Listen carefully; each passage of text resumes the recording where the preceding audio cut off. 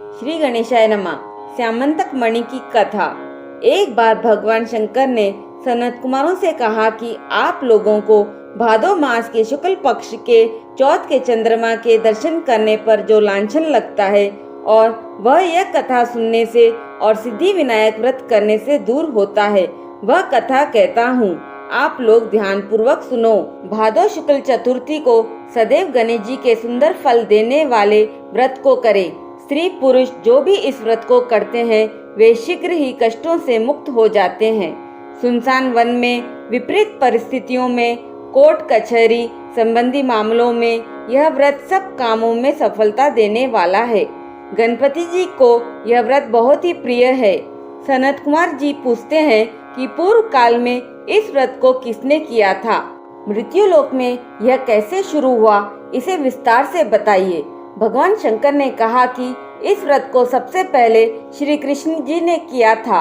जब उन पर झूठा आरोप लगाया गया तब उसके निवारण हेतु नारद जी ने उनसे इस व्रत को करने के लिए कहा था।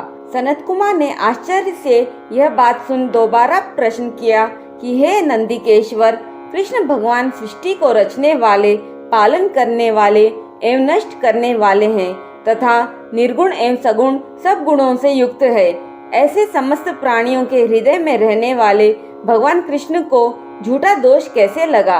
यह आश्चर्यजनक है।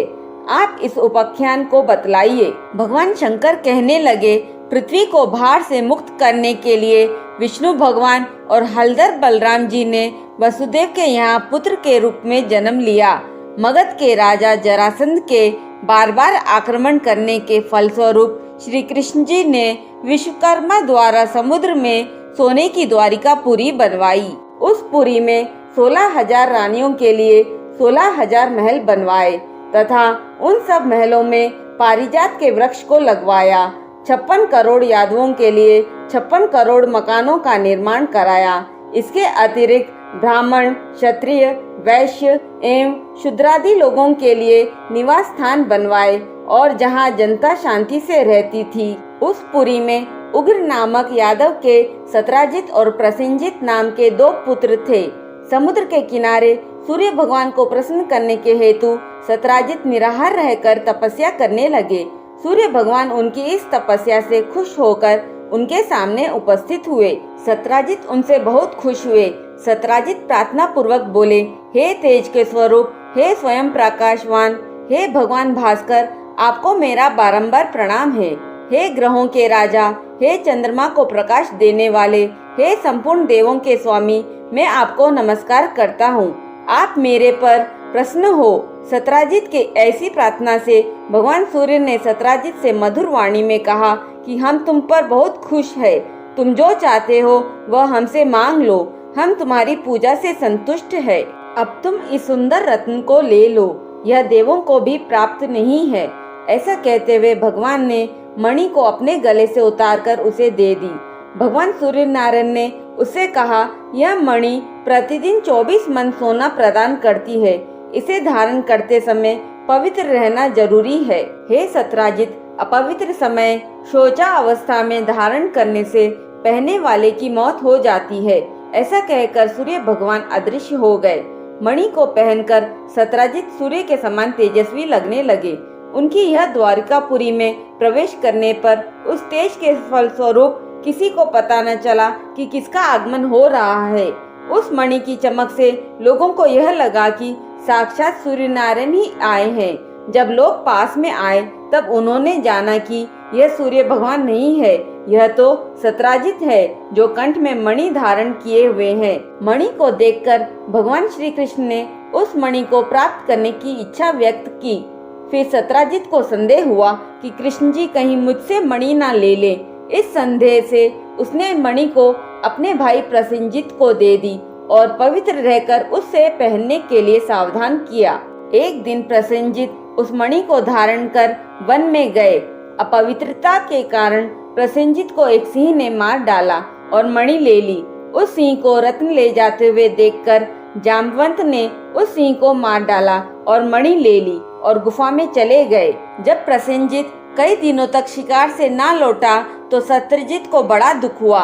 उसने सोचा श्री कृष्ण ने ही मणि प्राप्त करने के लिए उसका वध कर दिया होगा, अतः बिना किसी प्रकार की जानकारी जुटाए उसने प्रचार कर दिया कि श्री कृष्ण ने प्रसेनजित को मारकर श्यामंतक मणि छीन ली है।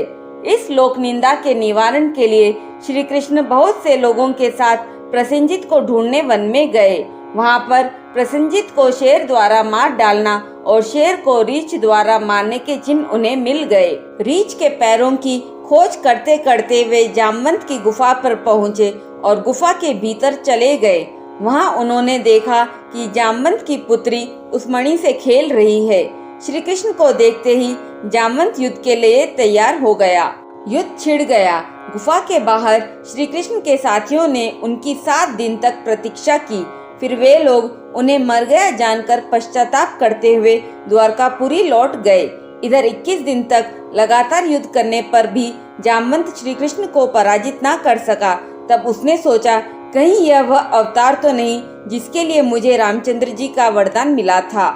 जब जामवंत ने पहचान लिया तो श्री कृष्ण जी कहने लगे, हे जामवंत जी, इस मणि के कारण मुझ पर झूठा आरोप लगा है, अतः इस मणि को लेने हेतु मैं इस गुफा में आया हूँ। भगवान की यह बात सुनकर जामवंत ने प्रसन्नता से अपनी कन्या जामवंती का विवाह श्री कृष्ण के साथ कर दिया और दहेज में वह श्यामंतक मणि भी दे दी। श्री कृष्ण जब मणि लेकर वापस आए तो सत्राजित अपने किए पर बहुत लज्जित हुआ। इस लज्जा से मुक्त होने के लिए उसने भी अपनी पुत्री सत्यभामा का विवाह श्री कृष्ण के साथ कर दिया। कुछ समय के बाद श्री कृष्ण किसी काम से इंद्रप्रस्थ चले गए। तब अक्रूर तथा ऋतुवर्मा की राय से शतधन्वा यादव ने सत्राजित को मारकर मणि अपने कब्जे में ले ली। सत्राजित की मौत का समाचार जब श्री कृष्ण को मिला तो वे तत्काल द्वारिका पहुँचे। वे शतधन्वा को मारकर मणि छीनने को तैयार हो गए। इस कार्य में सहायता के लिए बलराम भी तैयार थे। यह जानकर शतधन्वा ने मणि अक्रूर को दे दी और स्वयं भाग निकला। श्री कृष्ण ने उसका पीछा करके उसे मार तो डाला, पर मणि उन्हें नहीं मिल पाई। बलराम जी भी वहां पहुंचे। श्री कृष्ण ने उन्हें बताया कि मणि इसके पास नहीं है। बलराम जी को विश्वास न हुआ। वे अप्रसन्न होकर विदर्भ चले गए। श्री कृष्ण के द्वारिका लौटने पर लोगों ने उनका भारी अपमान किया। तत्काल यह समाचार फैल गया कि श्यामंतक मणि के लोभ में श्री कृष्ण ने अपने भाई को भी त्याग दिया। श्री कृष्ण इस अकारण प्राप्त अपमान के शोक में डूबे थे कि सहसा वहां नारद जी आ गए।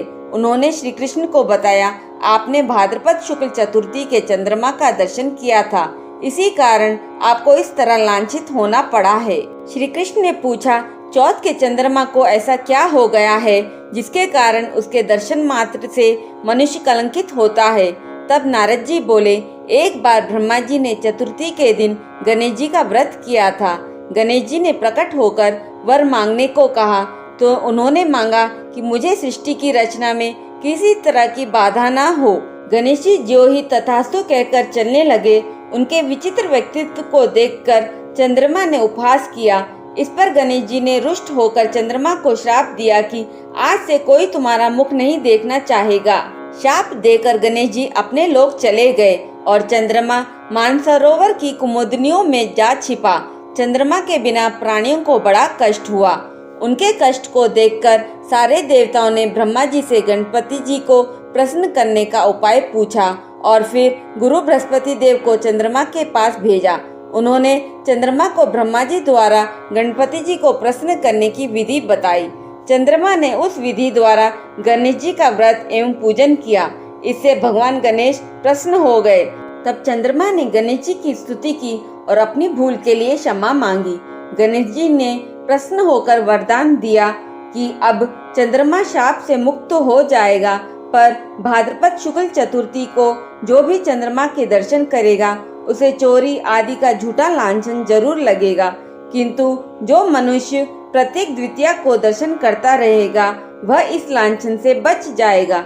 इस चतुर्थी को सिद्धि विनायक व्रत करने से सारे दोष छूट जाएंगे। यह सुनकर चंद्रमा अपने लोक को चले गए। तब नारद जी ने श्री कृष्ण से कहा कि इस प्रकार भाद्रपद शुक्ल चतुर्थी को चंद्रमा का दर्शन करने से आपको यह कलंक लगा है। तब श्री कृष्ण ने कलंक से मुक्त होने के लिए यही व्रत किया था। कुरुक्षेत्र के युद्ध में युधिष्ठिर ने भगवान श्री कृष्ण से पूछा, भगवान, मनुष्य की मनोकामना सिद्ध का कौन सा उपाय है? किस प्रकार मनुष्य धन, पुत्र, सौभाग्य तथा विजय प्राप्त कर सकता है?